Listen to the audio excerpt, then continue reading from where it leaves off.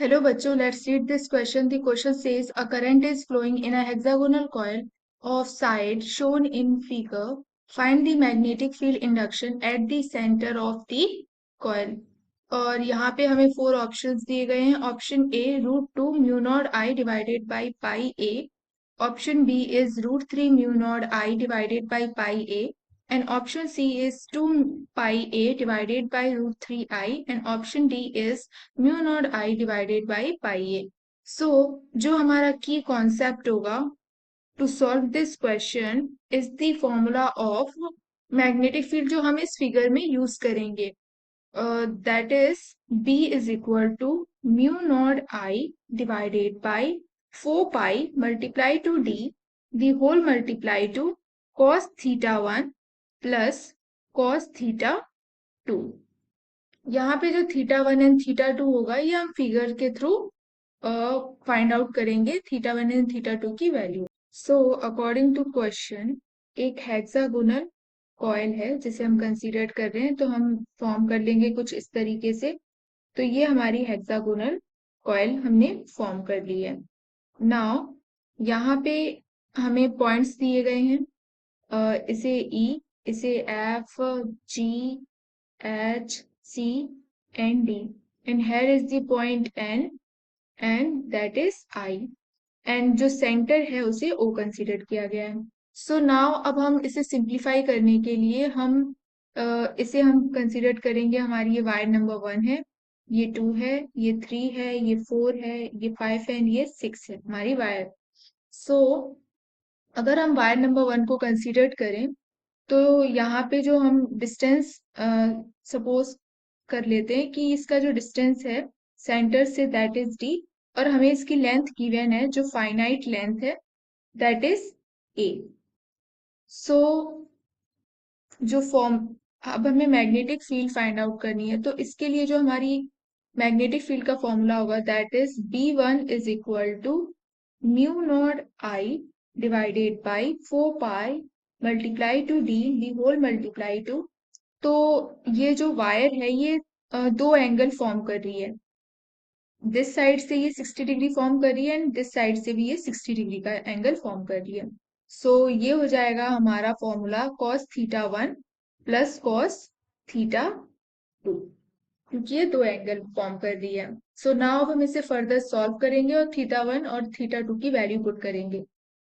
सो ये हो जाएगा that is equal to mu naught I divided by 4 pi multiply to D multiply to cos theta 1 is 60 plus cos theta 2 is also 60. So and जो ये हमारी coil है इसके अंदर जो करंट फ्लो हो रहा है that is I.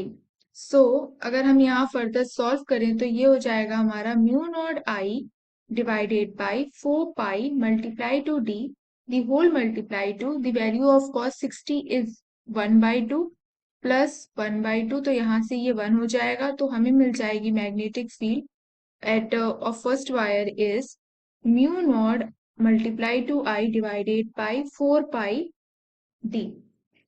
Now if we have to find D, अगर हम D को फाइंड आउट करना चाहते हैं तो यहाँ से हम एक ट्रायंगल कंसीडर कर लेंगे that is D and O. सो अगर हम इस ट्रायंगल को कंसीडर करते हैं, ये हमारा पॉइंट D है, ये O है, ये N है. तो ये डिस्टेंस हमें पता है दैट इज D, हमने सपोज कर रखा है. एंड ये जो डिस्टेंस है यहाँ पे ये पूरी डी ई की जो लेंथ है दैट इज ए. तो अगर हम डी एन को कंसीडर करें तो ये ए डिवाइडेड बाई 2 हो जाएगा. एंड यहाँ पे ये जो एंगल मेड कर रही है दैट इज 60 डिग्री. सो अगर हमें डी फाइंड आउट करना है तो हम इसे ले लेते हैं tan 60 is equal to tan 60 हमें पता है अपोजिट डिवाइडेड बाई एडजेसेंट. तो ऑपोजिट है हमारा D divided by adjacent that is a divided by 2. tan 60 की वैल्यू हमें पता है दैट इज √3. अब ये a डिवाइडेड बाई 2 यहाँ मल्टीप्लाई में चला जाएगा तो ये a divided by 2 that is equal to d. So हमने यहाँ से d फाइंड आउट कर लिया.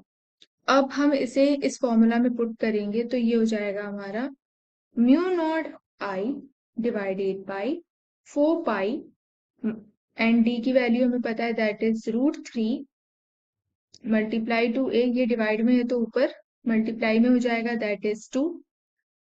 सो यहाँ से 2 कैंसिल आउट हो जाएगा एंड हमें मिल जाएगा B1 is equal to mu naught I divided by 2 pi √3 a।